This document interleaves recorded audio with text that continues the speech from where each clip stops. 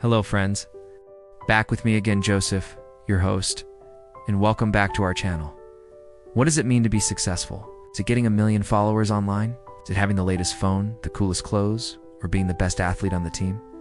Our world sends us a lot of messages about what success looks like. It tells us to be richer, stronger, and more popular. It tells us to win at all costs and to make sure everyone sees us when we do. But what if I told you there's a completely different way to think about success? A way that doesn't depend on what you have or how many people know your name. A way that leads to a deep, lasting joy that no trophy or like can ever give you. This is the kind of success Jesus talks about, and it turns the world's ideas completely upside down. In the Gospel of Matthew, Jesus goes up on a mountain and gives a famous teaching called the Sermon on the Mount. Right at the beginning, he gives us a list of blessings known as the Beatitudes. Think of it as Jesus' cheat sheet for a truly successful life. But here's the twist. The people he calls blessed are not the ones we'd expect. Jesus doesn't say, "Blessed are the rich and famous." He says, "Blessed are the poor in spirit, for theirs is the kingdom of heaven." This doesn't mean you have to be financially poor. To be poor in spirit means you recognize your need for God. It's about humility, knowing that you don't have all the answers, and that you rely on God's strength, not just your own. It's admitting you're not perfect, and that you need His grace every single day. The world says to fake it till you make it, but Jesus says to be honest about your needs, and you'll find the entire kingdom of heaven waiting for you. Then Jesus says, "Blessed are they who mourn, for they will be comforted." In a world that tells us to hide our sadness and always put on a happy face, Jesus gives us permission to grieve. He tells us that when our hearts are broken, whether from losing a loved one, a friendship ending, or just the sadness of seeing suffering in the world, we are not alone. In our mourning, God draws near to us. He doesn't just offer a shoulder to cry on. He promises true comfort. Your pain has a purpose, and through it, you can find a closeness with God you might never have found otherwise. Next, Jesus tells us, "Blessed are the meek, for they will inherit the land." Now, meekness is one of the most misunderstood words in the Bible. It doesn't mean being a doormat or letting people walk all over you. Meekness is strength under control. Think of a powerful horse that is gentle and responsive to its rider. That's meekness. It's choosing patience when you feel like exploding with anger. It's responding with kindness when you've been treated unfairly. It's having the power to react harshly but choosing peace instead. Jesus says this quiet strength is so powerful, it will inherit the earth. He continues, "Blessed are they who hunger and thirst for righteousness, for they will be satisfied." What do you hunger for? Is it approval? Fun. The next new thing. Jesus invites us to hunger for something more, for righteousness. This means having a deep, burning desire to see God's justice and goodness in the world. It's wanting what is right more than you want anything else. When you have this kind of passion for God's will, Jesus promises you won't be left empty. You'll be completely and truly satisfied. Then we hear, "Blessed are the merciful, for they will be shown mercy." This one is pretty straightforward, but it's incredibly hard to live out. Being merciful means forgiving those who have hurt you. It means giving someone a second chance when they don't deserve it. It's showing compassion to people, even when they've made mistakes.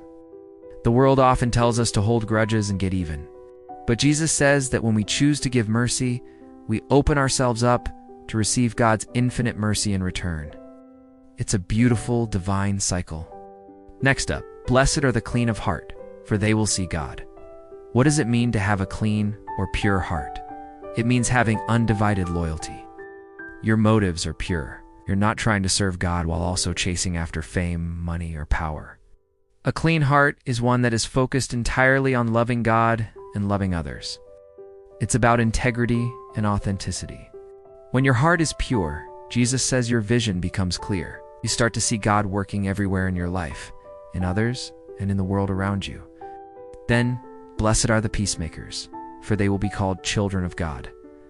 Notice Jesus doesn't just say, "Blessed are the peace lovers." He says, "Blessed are the peacemakers." This is an active role. Peacemakers don't just avoid conflict. They run towards it to bring healing and reconciliation. They build bridges between people who are divided. They are the ones who try to calm the argument, listen to both sides, and bring people together.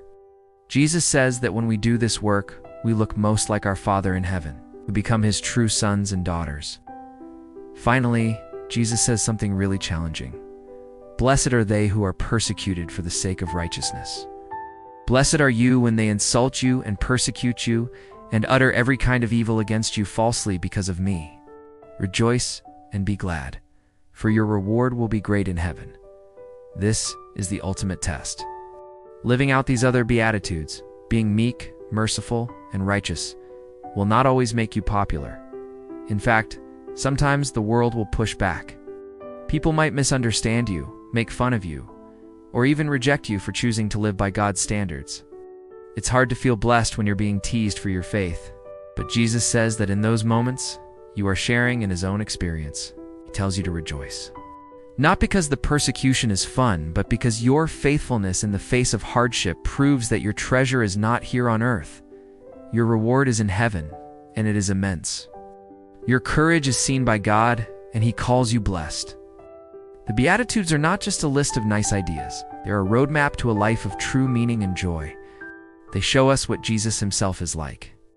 He is the one who is poor in spirit, meek, merciful, and pure in heart. He is the ultimate peacemaker who was persecuted for the sake of righteousness. When we try to live the Beatitudes, we are simply learning to live like Jesus.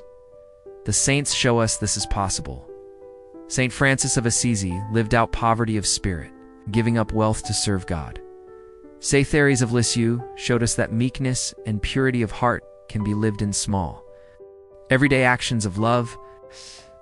St. Pier Giorgio Frassati hungered for righteousness, fighting for the poor and marginalized.